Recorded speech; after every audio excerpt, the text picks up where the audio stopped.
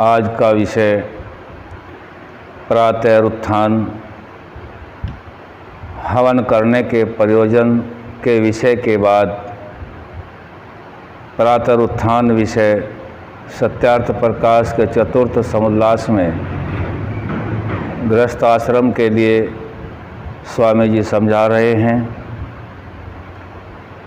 ब्राह्मे मुहूर्ते बुद्धयेत् धर्मार्थो चानो चिन्तयेत् कायक्लेशाश्च तन्मूलान् देवतत्त्वार्थमेव च।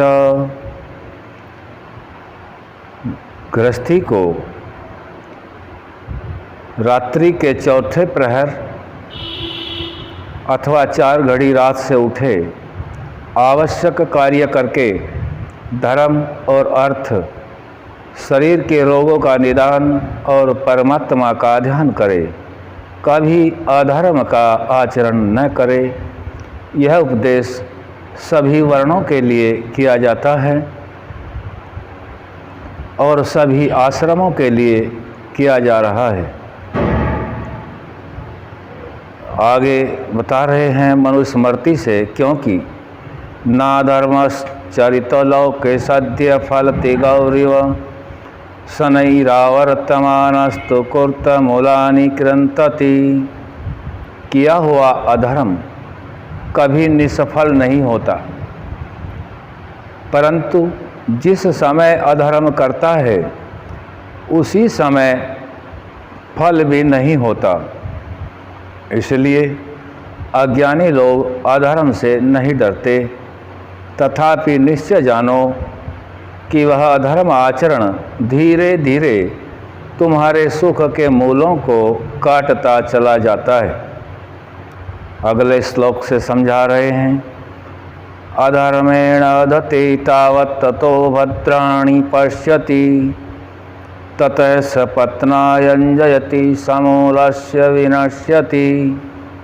जब अधर्मात्मा मनुष्य धर्म की मर्यादा छोड़ जैसे तालाब के बंध को जल तोड़ करके चारों ओर फैल जाता है, वैसे मिथ्या भाषण, कपट, पाखंड अर्थात रक्षा करने वाले वेदों का खंडन और विश्वासघात आदि पदार्थों से, कर्मों से पराये पदार्थों को लेकर प्रथम बढ़ता है। पश्चात धन आदि ऐश्वर्य से खान पान, वस्त्र, आभूषण, यान, स्थान, मान और प्रतिष्ठा को प्राप्त होता है। अन्याय से शत्रुओं को भी जीतता है। पश्चात शीघ्र नष्ट हो जाता है। जैसे कटा हुआ वृक्ष नष्ट हो जाता है, वैसे अधर्मी नष्ट और भ्रष्ट हो जाता है। आगे श्लोक से समझा रहे हैं। सत्य धर्माय वृत्तेषु शौचे चैवारमेत सदा शिष्यांश्च शिष्याद्धर्मेण वाग्बाहुदरसंयतः। वेदोक्त सत्य धर्म अर्थात पक्षपात रहित होकर सत्य के ग्रहण और असत्य के परित्याग, न्याय रूपी वेदोक्त धर्म आदि आर्य अर्थात उत्तम पुरुषों के गुण, कर्म, स्वभाव और पवित्रता ही में सदा रमण करे। वाणी, उदर आदि अंगों का संयम अर्थात धर्म में चलाया करे। धर्म से शिष्यों को शिक्षा किया करे।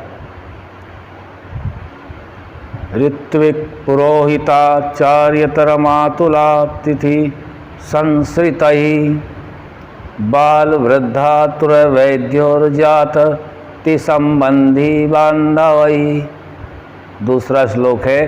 माता पितृभ्याम यामीभिर्भ्रात्रा भ्रात्रा पुत्रेण भार्यया दोहित्रा दासवर्गेण विवादम न समाचरेत्। ऋत्विज यज्ञ का करनेहारा, पुरोहित सदा उत्तम चाल चलन की शिक्षा कारक, आचार्य विद्या पढ़ाने हारा, मातुल मामा, अतिथि अर्थात जिसकी आने जाने की तिथि निश्चित न हो, संसृत अपने आश्रित बाल बालक, वृद्ध, बूढ़े, आतुर, पीड़ित, वैद्य, आयुर्वेद का जाति, स्वगोत्र व स्ववर्णस्थ, संबंधी, ससुर आदि, बांधव, मित्र, माता, पिता, यामी यानी बहन, भ्राता, भाई, पुत्र, भार्या, स्त्री, दोहिता, पुत्री और सेवक लोगों से विवाद अर्थात विरुद्ध लड़ाई बखेड़ा कभी न करे।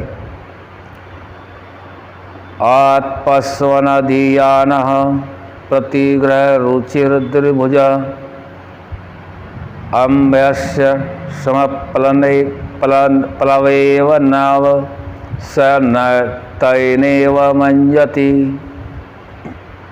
एक आतपः ब्रह्मचर्य सत्य भाषण आदि तप रहित, दूसरा अनधीयानः बिना पढ़ा हुआ, तीसरा प्रतिग्रह रुचि अत्यंत धर्मार्थ दूसरों से दान लेने वाला। ये तीनों पत्थर की नौका में समुद्र में तरने के समान अपने दुष्ट कर्मों के साथ ही दुख सागर में डूबते हैं। वे तो डूबते ही हैं परंतु दाताओं को साथ डुबा लेते हैं। त्रस्पयेतेषु दत्तं हि विधिनाप्यर्जितं धनं दातुर्भवत्यनर्थाय पर्त्रादातुरेव च। जो धर्म से प्राप्त हुए धन का उक्त तीनों को देना है, वह दानदाता का नाश इसी जन्म और लेने वाले का नाश पर जन्म में करता है।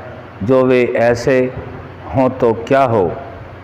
आगे बता रहे हैं, यथा प्लनेव नौ फलेन निमज्जत युदत केतरन तथा निविज्जतो दस्तादज्यौ दात्र प्रतीक्षकौ। जैसे पत्थर की नौका में बैठ के जल में तरने वाला डूब जाता है, वैसे अज्ञानी दाता और ग्रहीता दोनों अधोगति अर्थात दुख को प्राप्त होते हैं। यह प्रातः उत्थान के विषय में समझाया।